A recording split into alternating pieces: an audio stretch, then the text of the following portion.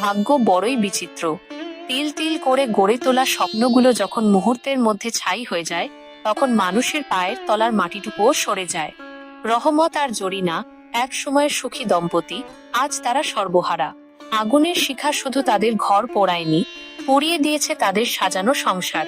কিন্তু আগুনের চেয়েও ভয়ঙ্কর ছিল সেই মানুষগুলোর নির্লিপ্ততা, যারা একদিন তাদের প্রতিবেশী ছিল। অশুভ আগুনের ওই রাক্ষসের শিখাগুলো দেখছো, জরিনা? আমাদের তিল তিল করে সাজানো সোনার সংসারটা চোখের সামনে ছাই হয়ে গেল, অথচ আমরা কিছুই করতে পারলাম না। আমার বুকটা ফেটে যাচ্ছে এটা দেখে যে কেউ এক ফোঁটা পানি দিয়ে আগুন নেভানোর চেষ্টা পর্যন্ত করলো না। উল্টো গ্রামের মানুষগুলো দাঁড়িয়ে দাঁড়িয়ে পৈশাচিক তামাশা দেখছিল। এই গ্রামের মানুষের মনে আমাদের জন্য আর কোনো মায়া অবশিষ্ট নেই। এখানে আমাদের জায়গা আর হবে না। এখনই যদি আমরা এই ঘন বন পেরিয়ে পাশের সীমানায় না যাই, তবে ভোরের আলো ফোটার আগেই হিংস্র নেকড়ের মতো ওরা আমাদের ছিঁড়ে খেয়ে ফেলবে। মনে রেখো, জরিনা, এক মুহূর্ত দেরি করা মানেই আমাদের জন্য সাক্ষাৎ মৃত্যু। কিন্তু রহমত, এই ঘোর অমাবস্যার অন্ধকার রাতে আমরা অচেনা পথে যাব কোথায়? এক গ্রাম থেকে কুলাঙ্গারের মতো বিতাড়িত হয়ে অন্য গ্রামে গিয়ে মাথা উঁচু করে দাঁড়ানোর মতো কি কোনো শক্তি আমাদের শরীরে আর অবশিষ্ট আছে? ঘর তো পুড়লই, সঙ্গে আমাদের ভাগ্যটাও পুড়ে কয়লা হয়ে গেল। কোনো অজানা মানুষ এই নিশুতি রাতে আমাদের মতো দুই দুর্ভাগার জন্য দয়ার দুয়ার খুলে দেবে? আশ্রয় তো অনেক পরের কথা। আমাদের পরিচয় জানলে হয়তো কেউ কথা বলার সুযোগটুকুও দেবে না, বরং চোর ডাকাত ভেবে তাড়িয়ে দেবে। আমাদের জীবনটা যেন এক অন্তহীন গভীর ধাঁধা হয়ে দাঁড়িয়েছে। এখানে দাঁড়িয়ে কপাল চাপড়ালে কিংবা চোখের জল ফেললে কোনো লাভ হবে না, জরিনা। ভাগ্যের ওপর ভরসা করে সাহসের বুক বেঁধে আমাদের সামনে এগোতেই হবে।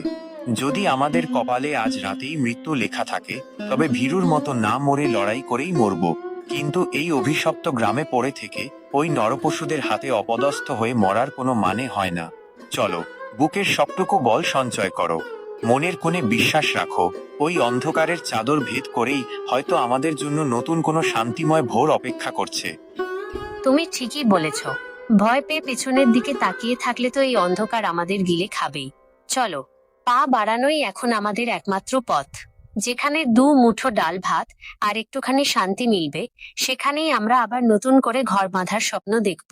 এই গ্রামের লোকগুলো বড্ড নিষ্ঠুর আর অকৃতজ্ঞ।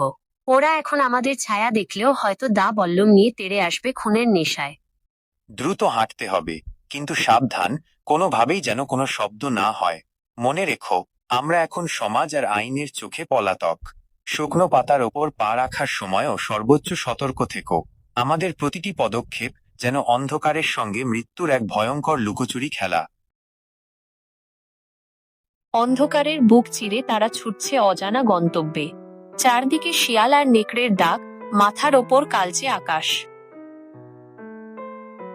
বহু পথ পাড়ি দিয়ে তারা এসে পৌঁছাল এক জীর্ণ কুটিরের সামনে। ক্লান্তিতে শরীর ভেঙে আসছে, কিন্তু বাঁচার আকুতি তাদের তাড়িয়ে নিয়ে বেড়াচ্ছে। ভেতরে কি দয়ালু কেউ আছেন?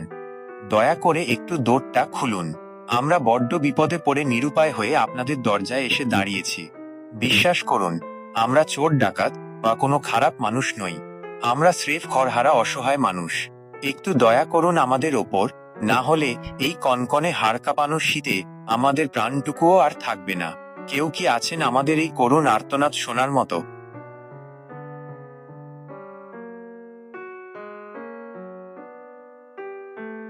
এরে তোরা, এত রাতে দরজায় শোরগোল করে পাড়া মাথায় করছিস কেন? মানুষের কি শান্তিতে একটু ঘুমানোর উপায় নেই? দিনকাল যা পড়েছে, তাতে তোদের মতো ভবঘুরেদের জন্য মাঝরাতে দরজা খুলে আমি নিজের বিপদ ডেকে আনতে পারবো না। আমি একলা মানুষ। তোদের মতিগতি কি তাকে জানে। যা এখান থেকে অন্য কোথাও গিয়ে আপদ বিদায় কর। আমাদের ওপর একটু রহম করুন দাদিজান, আপনার পায়ে পড়ি। আমরা অনেক দূর থেকে যান হাতে নিয়ে আসছি। চোখের সামনে আমাদের সবটুকু সম্পদ পুড়ে ছাই হয়ে গেছে। এই পৌষের হাড় কাঁপানো শীতে খোলা আকাশের নিচে আমাদের মতো জ্যান্ত মানুষের পক্ষে টিকে থাকা অসম্ভব। ঠান্ডায় শরীরের রক্ত যেন জমে পাথর হয়ে যাচ্ছে। অন্তত আজকের রাতটুকু আমাদের আপনার বারান্দার এক কোণে একটু মাথা গোঁজার ঠাঁই দিন। খোদার কসম, আমরা আপনার বিন্দু মাত্র কোনো ক্ষতি করব না। তোদের মুখ তো এই তল্লাটে কোনোদিন দেখিনি। কোত্থেকে আসলি তোরা, আর কি বা তোদের আসল পরিচয়? এখনকার দিনে মানুষকে বিশ্বাস করা মানে নিজের কবর নিজে খোঁড়া। বিশেষ করে মাঝরাতে যারা দরজায় এসে ডুকরে কান্নাকাটি করে, তাদের বিশ্বাস করা বড় কঠিন। দিনে আসলে হয়তো একটু বিবেচনার কথা ভাবা যেত, কিন্তু এখন তো চারিদিকে ঘুটঘুটে অন্ধকার আর রহস্য। দাদিজান, দয়া করে পাষাণ হবেন না। আপনি যদি আজ এই রাত দুপুরে আমাদের ফিরিয়ে দেন, তবে সকালবেলা হয়তো আমাদের হিম হয়ে যাওয়া লাশ আপনার বাড়ির ঠিক সামনেই পড়ে থাকতে দেখবেন। পাড়া পড়শি তখন ছি ছি করবে আর আপনাকেই দোষ দেবে। আপনার উঠোনে এসে মানুষ মরে গেল, অথচ আপনি সাহায্য করলেন না। অন্তত মানবতার খাতিরে আমাদের একটুকু আশ্রয় দিন। আমরা আপনার চেনা মানুষ না হলেও এই মুহূর্তে আপনার নিজের সন্তানের মতোই অসহায়। তোরা তো দেখি আমায় এক কঠিন ফাঁদে ফেললি রে বাপু। একদিকে অজানা অচেনা মানুষের ভয়, অন্যদিকে মেহমান ফিরিয়ে দেওয়ার পাপের ভয়। আমি মরার বয়সে এসে পাপের বোঝা আর বাড়াতে চাই না। আচ্ছা ঠিক আছে, ভেতরে আয়। তবে মনে রাখিস, বেশি নড়াচড়া করবি না। এক কোণে চুপচাপ মরা মানুষের মতো পড়ে থাকবি। কোনো উল্টো পাল্টা দেখলে কিন্তু লাঠি দিয়ে পিটিয়ে বের করে দেব। দাদিজানের কঠোর আবরণের ভেতরে লুকিয়ে ছিল এক কোমল হৃদয়। সেই রাতেই শুরু হলো এক অসম সম্পর্কের পথ চলা।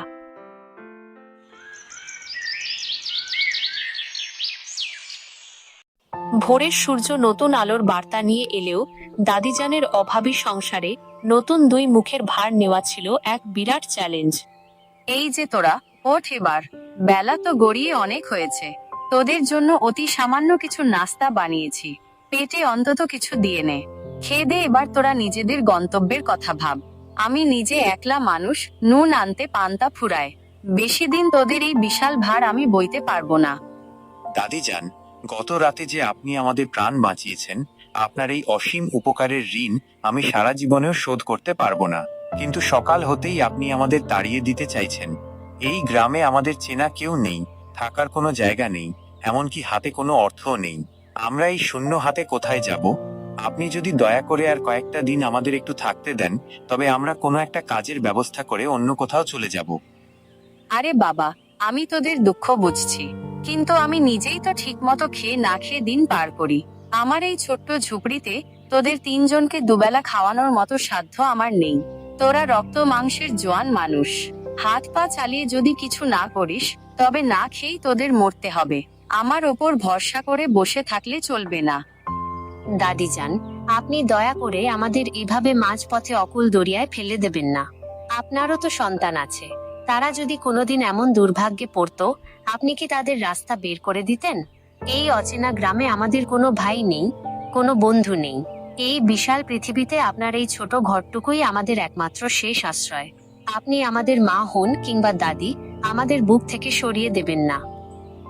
হয়েছে হয়েছে, অত নাটক আর কান্নাকাটি করতে হবে না।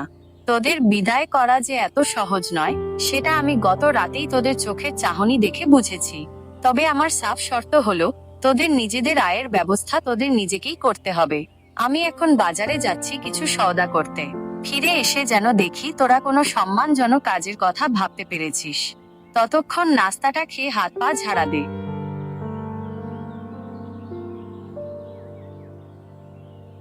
দাদিজান বাজারে গিয়ে পড়লেন গ্রামের এক কুচক্রী চরিত্র রতনের সামনে।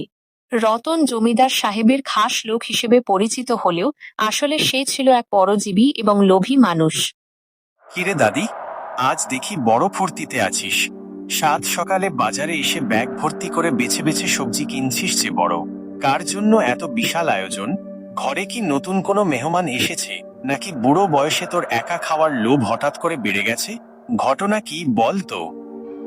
আমার নিজের কামানো টাকার জিনিস আমি কিনছি। তোর বাপের জমিদারি টাকায় তো কিনছি না রতন। তুই তোর নিজের চরকায় তেল দে, গে যা। আমার হাড়ির খবর নিতে তোকে কে বলেছে?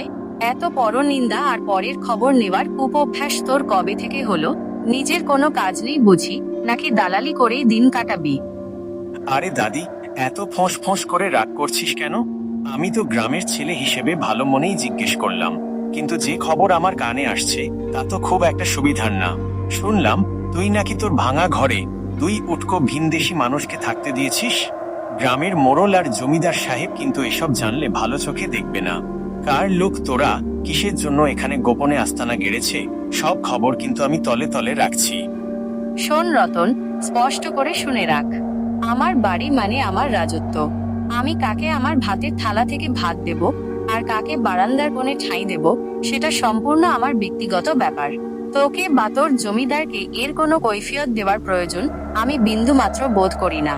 জমিদার সাহেবের চামচা হয়েছিস বলে কি নিজেকে এই গ্রামের হর্তাকর্তা ভাবছিস? যা এখান থেকে, আমার মেজাজ আর খারাপ করিস না। আচ্ছা ঠিক আছে দাদি, যাও, আজ ছেড়ে দিলাম। কিন্তু মনে রেখো, এই গ্রামে গাছের পাতা নড়লেও সেই খবর সবার আগে আমার কানে পৌঁছায়। তুমি ওই দুই রহস্যময় ভিনদেশীকে নিয়ে কতদিন সুখে ঘরকন্না করতে পারো আর লুকিয়ে রাখতে পারো, আমিও সেটা দেখে নেব। জমিদার সাহেবের কানে যখন কথাগুলো একটু রং চড়িয়ে যাবে, তখন কিন্তু সামলানো তোর জন্য খুব কঠিন হয়ে পড়বে। রতনের হুমকি দাদিজানের মনে এক দুশ্চিন্তার বীজ বুনে দেয়। তিনি বুঝলেন, রহমত আর জরিনাকে যদি এই গ্রামে মাথা উঁচু করে বাঁচতে হয়, তবে তাদের স্বাবলম্বী হওয়ার কোনো বিকল্প নেই। তাই তিনি এক বুদ্ধিদীপ্ত ব্যবসার প্রস্তাব দিলেন। রহমত, আমি হাট থেকে ফেরার পথে অনেক ভেবে দেখলাম, এই গ্রামে টিকে থাকতে হলে আর মানুষের কথা বন্ধ করতে হলে তোদের একটা নিজস্ব ব্যবসার দরকার। মানুষ তোদের পরিচয় না জানলেও তোর তৈরি জিনিসের গুণ বা স্বাদ যদি পছন্দ করে, তবে ধীরে ধীরে তোদের ওপর গ্রামের মানুষের আস্থা বাড়বে। কিন্তু দাদিজান, হুট করে কি ব্যবসা শুরু করব বলুন তো? আমরা তো তেমন বিশেষ কোনো কাজ জানি না, আর আমাদের হাতে যে পুঁজি আছে তা তো অতি সামান্য। তাতে বড় কিছু করা সম্ভব না। এমন কোনো কাজ কি আছে যা খুব কম খরচে এই শীতের দিনে শুরু করা যায়? শোন, এখন উত্তর দিক থেকে হিমেল হাওয়া বইছে, হাড় কাঁপানো শীত। এই সময় গ্রামের হাটে আর রাস্তার মোড়ে গরম গরম ঝাল মুড়ির খুব চাহিদা থাকে। জরিনা যদি মুরগির মাংস দিয়ে বিশেষ মশলাদার কালা ভুনা রান্না করে, আর রহমত তুই যদি সেটা দিয়ে ঝাল মুড়ি মেখে বিক্রি করিস, তবে আমি গ্যারান্টি দিচ্ছি গ্রামের মানুষ লাইন দিয়ে খাবে। এই কনকনে শীতে এমন ঝাল আর গরম খাবার কেউ না করতে পারবে না। এটা তো খুব চমৎকার আর বুদ্ধিদীপ্ত আইডিয়া দাদিজান। আমি ছোটবেলা থেকেই রান্নায় বেশ পটু। আমাদের ওদিকে রান্নার খুব সুনাম ছিল। আমি মুরগির কালাভুনাটা এমন ভাবে মশলা দিয়ে কষিয়ে রান্না করব যে এর ম ম ম গন্ধে আর স্বাদে মানুষ পাগল হয়ে যাবে। আপনি শুধু আমাদের প্রথমবার বাজারটা গুছিয়ে দিতে একটু সাহায্য করুন। আমরা আমাদের পরিশ্রম আর ঘাম দিয়ে আপনার এই বিশ্বাস কোনোদিন বৃথা যেতে দেব না। বেশ, তাহলে কাল থেকেই শুভ কাজ শুরু করে দে। হাটের উত্তর কোণে যে বটগাছটা আছে তার নিচেই দোকান দাস। তবে একটা কথা সাবধান করে দিই, এই গ্রামে অনেক কুটিল আর হিংসুটে মানুষ আছে। বিশেষ করে ওই শয়তান রতন থেকে সবসময় দূরে থাকিস। ও জমিদার সাহেবের নাম ভাঙিয়ে গ্রামের মানুষের ওপর জোর জুলুম আর চাঁদাবাজি করে বেড়ায়। ওর নজর পড়লে বিপদ।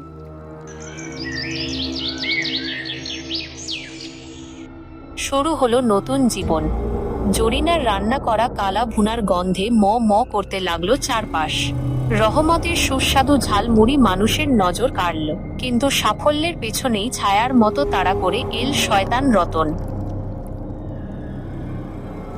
কিরে বেটা, নতুন আসলি আর জমিদার সাহেবকে বা আমাকে না জানিয়েই হাটের মাঝখানে দোকান বসিয়ে দিলি?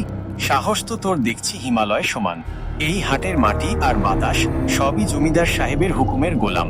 এখানে বসতে হলে আমার বিশেষ অনুমতি আর সালামি লাগে। তুই কার হুকুমে বসলি?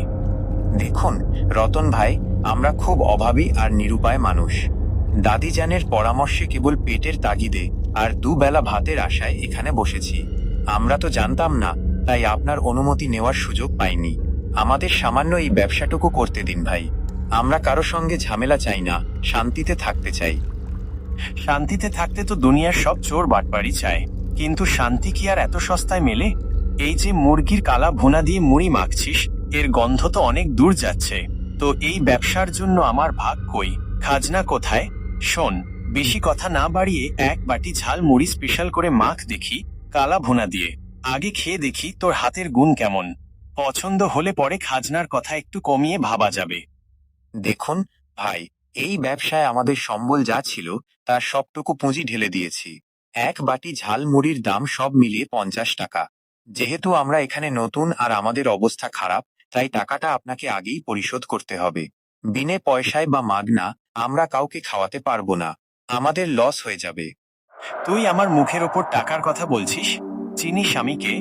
এই হাটের বাতাস পর্যন্ত আমার ইশারায় চলে। রতনকে এই গ্রামে টাকা দিয়ে কিনে খেতে হবে? তোর এত বড় স্পর্ধা হয় কি করে?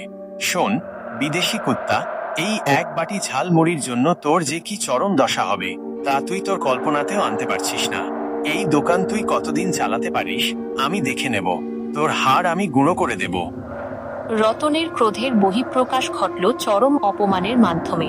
রহমত আর জরিনা বিধ্বস্ত মনে বাড়ি ফিরল। দাদিজান, আমাদের কপালটাই খারাপ। আমরা আজ অনেক তাড়াতাড়ি হাট থেকে ফিরে এলাম। হাটে আর এক মুহূর্ত থাকা সম্ভব হলো না। ওই রতন লোকটা এসে সবার সামনে খুব বিশ্রীভাবে অশান্তি করেছে। কেন? কি করেছে ও এমন? আমি তো তোদের আগেই সতর্ক করেছিলাম যে ওই ছেলেটা আস্ত একটা শয়তান। ও কি তোদের গায়ে হাত তুলেছে বা মারধর করেছে? আমাকে সব খুলে বলতো। ও কোনো টাকা না দিয়ে মুড়ি খেতে চেয়েছিল দাদিজান। আমরা যখন বলেছি যে গরিব মানুষ আমরা, টাকা ছাড়া খাওয়ানো সম্ভব না, তখন ও বাঘের মতো গর্জে উঠে আমাদের ধমকাতে শুরু করলো।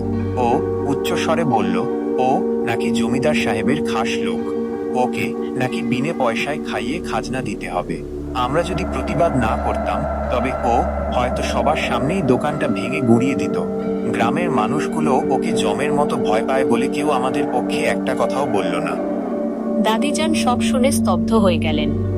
তোরা একদম চিন্তা করিস না। রতনের অত্যাচার এখন আর সহ্য করার মতো নেই। ওর পাপের ঘড়া পূর্ণ হয়ে গেছে।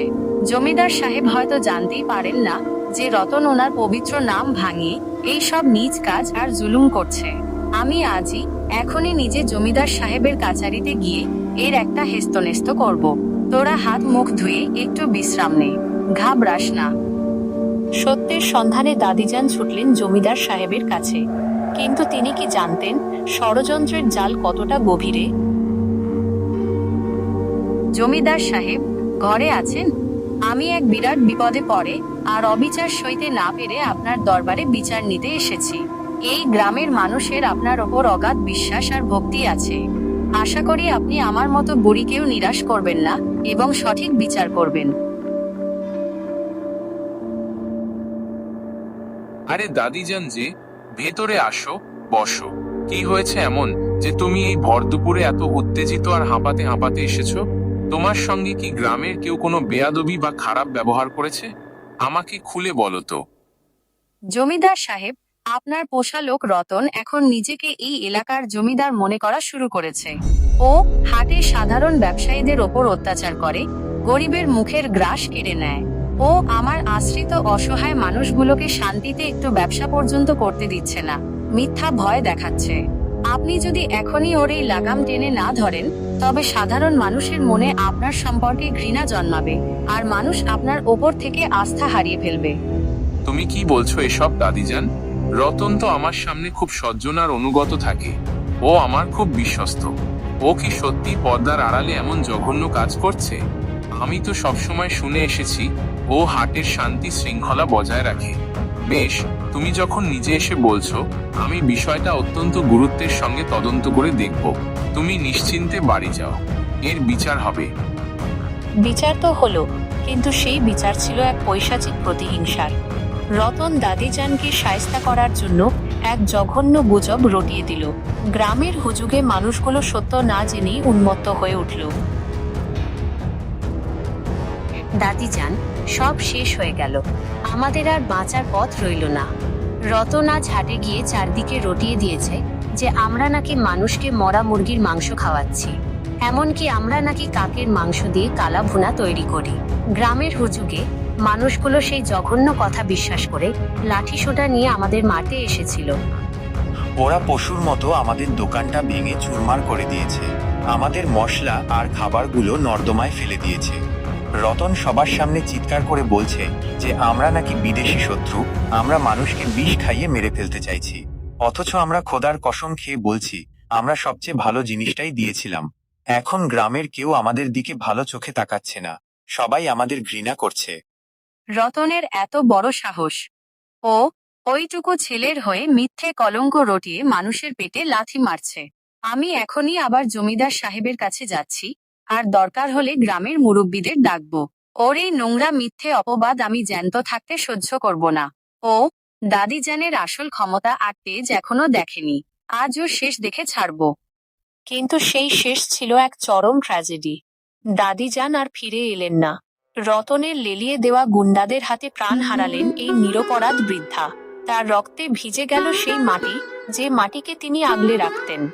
রহমত আর জরিনা আজ আবার পথে বসেছে, কিন্তু এবারের বিদায়টা কান্নার নয়, প্রতিশোধের। জরিনা, আমাদের আর কোথাও পালিয়ে যাওয়ার জায়গা নেই। এই পাপিষ্ঠ সমাজ আমাদের বাঁচতে দিল না। আমাদের আশ্রয় দিতে গিয়ে দাদিজান নিজের অমূল্য প্রাণটুকু দিয়ে দিলেন ওই পাষণ্ড রতন আর তার গুন্ডাদের হাতে।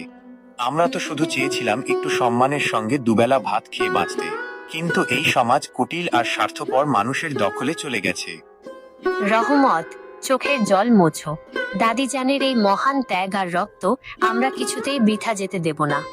আজ এই গ্রাম থেকে আমাদের তাড়িয়ে দেওয়া হচ্ছে। আমরা ঘর ছাড়ছি ঠিকই, কিন্তু আমাদের লক্ষ্য আর প্রতিশোধের আগুন অটুট থাকবে। দাদিজান আমাদের মানুষ হতে শিখিয়েছেন, আর এই সমাজ আমাদের বিদ্রোহী বানাল। যেখানেই এমন অন্যায় দেখব, যেখানেই সাধারণ মানুষের ওপর রতনের মতো শয়তানরা অত্যাচার করবে, আমরা সেখানে ছায়ার মতো গিয়ে তাদের গোপন সাজা দেব। ঠিক বলেছ জরিনা। দাদিজানের আত্মা তখনই প্রকৃত শান্তি পাবে যখন এই গ্রামের নিরীহ মানুষগুলো রতনের মতো অত্যাচারীদের হাত থেকে চিরতরে মুক্তি পাবে। আজ থেকে আমরা আর অসহায় পলাতক নই। আমরা অন্যায়ের বিরুদ্ধে এক গোপন শক্তি। চলো, এই অন্ধকার রাতেই আমরা নতুন কোনো দিগন্তের পথে পা বাড়াই। আমাদের এই অসম লড়াই কেবল শুরু হলো, শেষ হবে বিজয় দিয়ে। অন্ধকার নেমে এসেছে গ্রামে, কিন্তু রহমত আর জরিনার চোখে এখন নতুন সংকল্পের আগুন। তারা হারিয়ে যাচ্ছে অন্ধকারের গহীনে এক নতুন যোদ্ধার পরিচয়, অন্যায়ের কালপুরুষ হয়ে।